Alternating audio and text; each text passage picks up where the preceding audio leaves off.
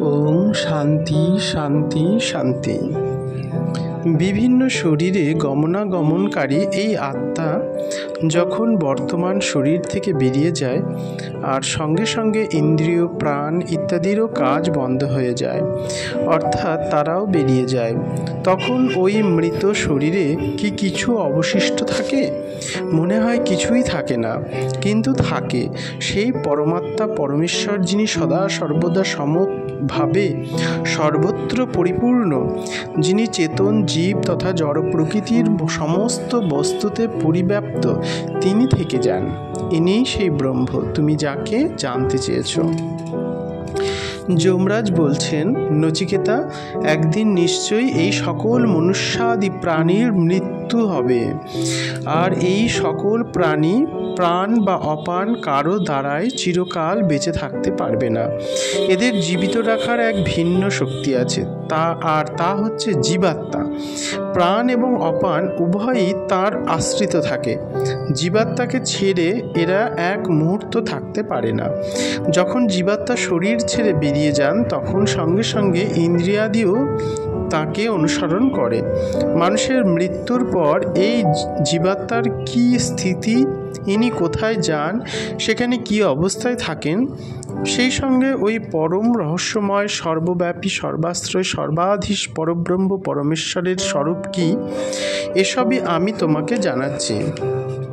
যমরাজ বলছেন যে আপন আপন শুভাশুভ কর্ম অনুসারে আর শাস্ত্র, গুরু, সঙ্গ, শিক্ষা, জীবিকা ইত্যাদি দ্বারা ভাবিত হয়ে মৃত্যুকালীন বাসনা অনুসারে সেই সব জীবাত্মা অন্য শরীর ধারণ করার জন্য মাতৃগর্ভে প্রবেশ করে।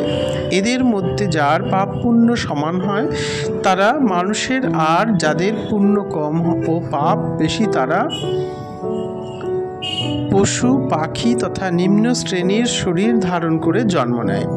আর কতক জীবাত্মা যাদের পাপ অত্যাধিক, তারা স্থাবরত্ব লাভ করে অর্থাৎ বৃক্ষ, লতা, ঘাস, পাহাড়, পর্বত প্রভৃতি জড় শরীর লাভ করে।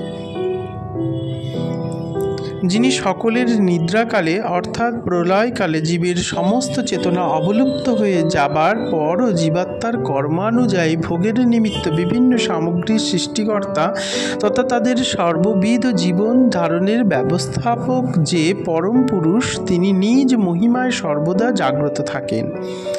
যিনি স্বয়ং জ্ঞান স্বরূপ, যার জ্ঞান সর্বদাই একরস, কখনো বিলুপ্ত বা হ্রাস বৃদ্ধি হয় না, তিনিই পরম বিশুদ্ধ দিব্য তত্ত্ব, তিনিই পরব্রহ্ম। তাঁকেই জ্ঞানী পুরুষরা পরম অমৃত স্বরূপ পরমানন্দ বলেন। সেই সম্পূর্ণ লোকাদি তাঁরই আশ্রিত, তাকে বা তাঁর নিয়মকে কেউই অতিক্রম করতে পারে না। সমস্ত কিছু তাঁর বশীভূত আর তাঁরই শাসনে পরিচালিত।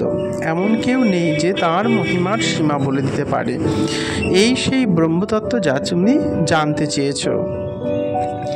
একই অগ্নি অদৃশ্য রূপে সমগ্র ব্রহ্মাণ্ডে পরিব্যাপ্ত, তার মধ্যে কোনো পার্থক্য নেই, কিন্তু যখন তা সাকার রূপে প্রজ্বলিত হয় তখন আধার অনুযায়ী বিভিন্ন আকার প্রাপ্ত হয় এবং সেই রূপ আকারই দৃষ্টিগোচর হয়। সেই রূপ সকল প্রাণীর অন্তরস্থিত পরমেশ্বর একই আর সকলের মধ্যে সমানভাবে পরিব্যাপ্ত, তার মধ্যে কোনো বিভিন্নতা নেই। তথাপি তিনি ভিন্ন ভিন্ন প্রাণীর মধ্যে সেই প্রাণীর অনুরূপ ভিন্ন ভিন্ন রূপে প্রকাশিত হন।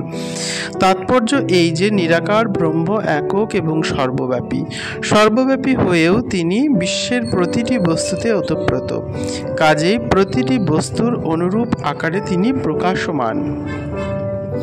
শুধু বস্তুর মধ্যেই অনুপ্রবিষ্ট নন, তিনি বস্তুর বাইরেও সমানভাবে ব্যাপ্ত আছেন। তার অনন্ত শক্তির এক কণামাত্র দ্বারা সমগ্র ব্রহ্মাণ্ডের বিবিধ আশ্চর্যময় গতিবিধি সম্পাদিত হচ্ছে।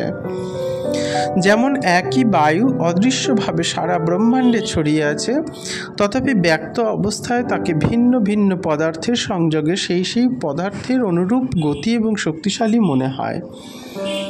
সেই রকম সকল প্রাণীর অন্তরস্থ পরব্রহ্ম পরমেশ্বর এক হয়েও ভিন্ন ভিন্ন প্রাণীর আকার প্রকার অনুযায়ী ভিন্ন ভিন্ন শক্তি এবং গতিসম্পন্ন বলে প্রতিভাত হন। কিন্তু তিনি কেবলমাত্র সেইটুকুতেই সীমায়িত নন, তিনি প্রাণীগণের বাইরেও অনন্ত বিশ্বে অনন্ত রূপে বিরাজমান। যেমন একই সূর্য সমস্ত জগৎকে প্রকাশিত করে, সূর্যের আলোয় প্রাণীমাত্রই বাহ্য জগতের প্রত্যেকটি বস্তু দেখতে পায়। ওই আলোর সাহায্যেই নানা রকম সৎ কর্ম করে, কিন্তু সূর্য মানুষের করা সৎ কর্মের সঙ্গে একটুও লিপ্ত হয় না। সেই রকম সকল প্রাণীর অন্তস্থ পরমাত্মা একই হয়েও তাঁরই শক্তিতে শক্তিমান মন বুদ্ধি ইন্দ্রিয়াদিকৃত সৎ কর্মের সঙ্গে এতটুকুও লিপ্ত হন না। মানুষ পরমাত্মার শক্তির সাহায্যেই বিভিন্ন কর্ম করে এবং তার ফলস্বরূপ সুখ দুঃখ ভোগ করে। পরব্রহ্ম পরমাত্মা কিন্তু ওই কর্মফলজনিত কোনো ভোগের সঙ্গেই সম্পর্কিত নন। তিনি সকলের মধ্যে থেকেও সর্বদাই পৃথক, তাই তাকে বাহ্য বলা হয়েছে। এই নির্লিপ্ততা এবং অসঙ্গতার জন্যেই জীবের সুখ দুঃখ তাকে স্পর্শ করতে পারে না। যে পরমাত্মা প্রতিটি জীবের মধ্যে অন্তর্যামী রূপে স্থিত, যিনি অদ্বিতীয়, সর্বতভাবে স্বতন্ত্র এবং সমস্ত ব্রহ্মাণ্ডে দেব মানব আদি সকলকে নিজের নিয়ন্ত্রণে রাখেন, সেই সর্বশক্তিমান সমস্ত কিছুর কারণের কারণ পরমেশ্বর নিজের এক রূপকে বহু রূপে প্রকাশ করেন। যে জ্ঞানী মহাত্মা সেই অচিন্ত পরমাত্মাকে নিজের অন্তরে সর্বদা অনুভব করেন, তিনি অবিচ্ছেদ্য সনাতন পরমানন্দ লাভ করেন, যা অন্য কেউ পায় না। যিনি সমস্ত নিত্য চেতন আত্মারও নিত্য চেতন আত্মা এবং এক হয়েও অনন্ত জীবের কর্মফল বিধান কর্তা, সেই পরমাত্মাকে আপন অন্তরে যে জ্ঞানী মহাপুরুষ নিত্য নিরন্তর অনুভব করেন, তিনি চিরশান্তি লাভ করেন। অন্য কেউ চিরশান্তি লাভ করতে সমর্থ নয়। সেই সনাতন পরম আনন্দ আর পরম শান্তি প্রাপ্ত জ্ঞানী মহাপুরুষগণ মনে করেন যে পরব্রহ্ম পুরুষোত্তমী ওই অলৌকিক পরম শান্তি বাক্য বা মন দিয়ে যার কোনো কুল কিনারা পাওয়া যায় না, সেই পরমানন্দ স্বরূপ পরমেশ্বরকে আমি কিভাবে অপরোক্ষ রূপে জানব? তিনি কি প্রত্যক্ষ গোচর হন, না শুধু অনুভবেই আসেন? তাঁর সম্বন্ধে জ্ঞান কিভাবে হবে? সেই স্বপ্রকাশ পরমানন্দ স্বরূপ পরব্রহ্ম পরমেশ্বরের নিকটে এই সূর্যের কোনো প্রকাশ নেই। যেমন সূর্যের কিরণে জোনাকির আলো ম্লান হয়ে যায়, তেমনি সূর্যের তেজও সেই অসীম তেজের কাছে লুপ্ত হয়ে যায়। চন্দ্র তারকাদিও আর বিদ্যুৎও সেখানে আলো দিতে পারে না। তাহলে এই জাগতিক অগ্নির আর কি কথা? কেননা প্রাকৃত জগতে যা কিছু প্রকাশমান বস্তু রয়েছে, সবই ওই পরব্রহ্ম পরমেশ্বরের ক্ষুদ্রাংশ প্রকাশ শক্তির সাহায্যে প্রকাশিত হয়। পরমেশ্বরের জ্যোতির কাছে যা কিছু জ্যোতিষ্মান বলে মনে হয়, সবই নিষ্প্রভ। মূল কথা এই যে সম্পূর্ণ বিশ্ব একমাত্র জগতাত্মা পুরুষোত্তমের আলোয় বা তার কণারও কণা মাত্র জ্যোতিতে প্রকাশিত। এখানে এই জগৎরূপ সংসারকে একটি অসত্য গাছের সঙ্গে তুলনা করা হয়েছে। এই জগৎ সংসারের মূলভূত কারণ পরব্রহ্ম হলেন সর্বোপরি অর্থাৎ সর্বশ্রেষ্ঠ, সর্বাপেক্ষা সূক্ষ্ম এবং সর্বশক্তিমান। ব্রহ্মা হলেন সেই অসত্য গাছের প্রধান শাখা, আর শাখা প্রশাখা রূপে দেবতা, মনুষ্য, পিতৃগণ, পশুপক্ষী আদি ক্রমান্বয়ে নিচের দিকে বিস্তৃত। এই জগৎরূপ অশ্বত্থ বৃক্ষ অনাদিকাল থেকে নিত্য প্রবাহ রূপে বর্তমান, কখনো প্রকট রূপে কখনো অপ্রকট রূপে নিজ কারণ স্বরূপ পরব্রহ্মে নিত্য অবস্থিত।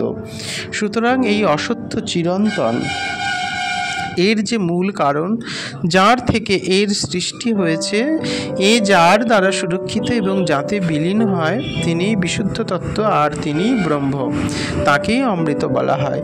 তাতেই সমস্ত লোক আশ্রিত, কেউ তাকে অতিক্রম করতে পারে না। হে নচিকেতা, তুমি যে কথা জানতে চাও, ইনি সেই তত্ত্ব। যা কিছুই ইন্দ্রিয়, মন এবং বুদ্ধি দিয়ে দেখা যায়, শোনা যায়, অনুভব করা যায়,